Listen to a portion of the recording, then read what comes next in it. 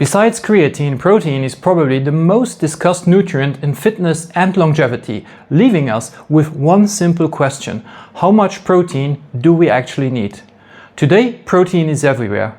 Protein shakes, protein bars, high protein yogurt, even high protein bread. But instead of following the hype, let's look at what the evidence actually says.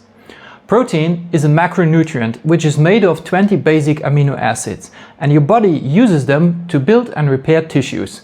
That includes muscle, skin, bones, creating enzymes, hormones, and it is also important for the immune system. So protein is an essential building material for the body, and it counts among the 3 macronutrients.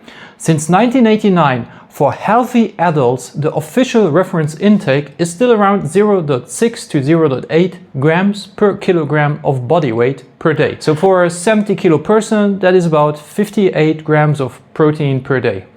But this number is mainly a baseline for general health. When we look at athletes, older adults, and people who want to maintain and build muscles, the picture changes. In this graph, I collected the most important studies on protein intake since 1991, and the scientific recommendations have been surprisingly consistent. Most studies do not point towards the 0.6 to 0.8 grams per kilogram when the goal is muscle health. They usually point much higher. For maintaining muscle mass, a common range is around 1 to 1.2 grams per kilogram per day. For older adults, this becomes even more important because muscle mass declines with age and the body becomes less receptive to build new muscle. This is often called anabolic resistance. In practice, it means that older adults may need more protein to help preserve muscle, strength, and physical function. Maintaining muscle mass has meanwhile been recognized as a cornerstone of longevity, acting as an excellent predictor of a person's health span. And for people who train hard and want to build muscle, the evidence usually points much higher again, around 1.5 to 1.6 grams per kilogram per day. Also, protein intake of up to 2 grams per kilogram is safe in healthy humans.